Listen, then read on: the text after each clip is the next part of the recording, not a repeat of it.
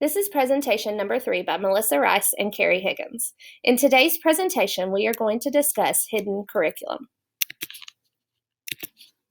Hidden curriculum. What is it? According to edglossary.org, hidden curriculum refers to the unwritten, unofficial, and often unintended lessons, values, and perspectives that students learn in school. The following slides are about the 4 hidden curriculum articles that we chose and read. We have picked out the main points from the articles that we found to be informative about hidden curriculum.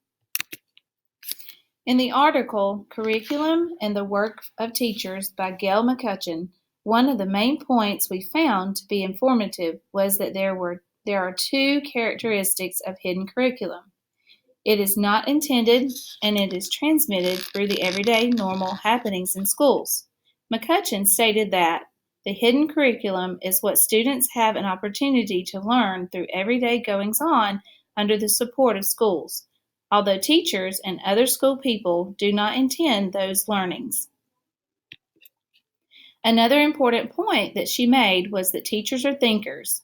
They create the curriculum, they are not passive, and they shape what students have an opportunity to learn. In the Daily Grind article by Philip Jackson, one of the main points was his discussion on the 3 steps of appreciating the significance of classroom events. These 3 steps include frequency of occurrence, standardization of the school environment, and daily attendance. Another point we found interesting was Jackson's discussion about the 3 facts of life that students must learn to adapt to or deal with within the classroom. 1. Crowds, 2. Praise, and 3. Power. According to the article Hiding the Hidden Curriculum by Elizabeth Valance, the functions of the hidden curriculum are instilling the knowledge of values, political socialization, training in obedience, and the continuation of traditional class structure functions that may be characterized generally as social control. After a survey, it is suggested that educators were able to turn their attention to other matters. The school experience might not be the same for every child. The rediscovery of unintended outcomes of schooling. In Kohlberg's article, he began by stating a central question: does hidden curriculum educate, miseducate, or neither? Kohlberg states, I shall claim that the answer to this question depends upon a viable conception of moral development. The other point we found to be important in Kohlberg's article was his discussion about moral education and the growth of moral character. This is basically a discussion on training students the right way, or the morally right way, to live their lives, and it references back to the hidden curriculum in classrooms. He then goes on to discuss the moral stages.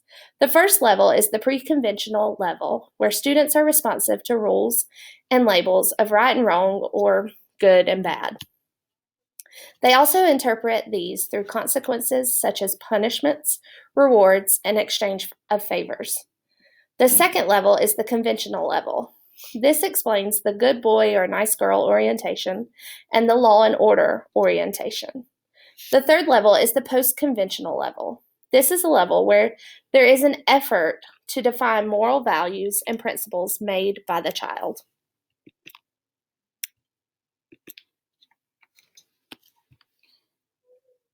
Our school's mission statement states, we will partner with students, families, and community to cultivate academic, social, and emotional growth. As teachers of Level Grove Elementary, we agree and support this mission statement. We work hard as a team with our students, families, and the community to engage our students in activities that will grow the whole child, meaning that we want to focus on social and emotional growth as well as academics. We have many non-negotiables that are required by our school system that our school follows, but this is mainly just in academics. However, as a school, we want the whole child to be taught because we know a child that is just taught academics will be less likely to make it in the real world. We have a high population of low-income families, and one of the things that we try to focus on as our hidden curriculum is providing experiences that our students might not have otherwise. People outside of the school would be amazed at how our students have never been able to carve a pumpkin at Halloween or participated in the traditional Christmas activities because their families just simply cannot meet the means or provide these experiences. We work hard as a school to provide the experiences while making them educational. The one problem that we always seem to find, though, is that sometimes there's just not enough time in the day or time outside of the non-negotiable academic time. Our hidden curriculum in our classrooms. What are my most basic commitments as I teach and work with my students? Melissa and I strive to provide our students with a safe and nurturing learning environment where the academics can be taught and learned. We also want to teach the whole child, so we work hard to plan and provide experiences for our students that focus on more than just academics. How are these commitments reflected in the way I work and teach my students? Again, Melissa and I provide students with what they need based on their level of learning, which allows them to feel safe and nurtured while learning the academics they are required to learn. We also provide opportunities for our students to have experiences beyond academics in order to teach the whole child. How can I better communicate these commitments through the structures I have established in my classroom?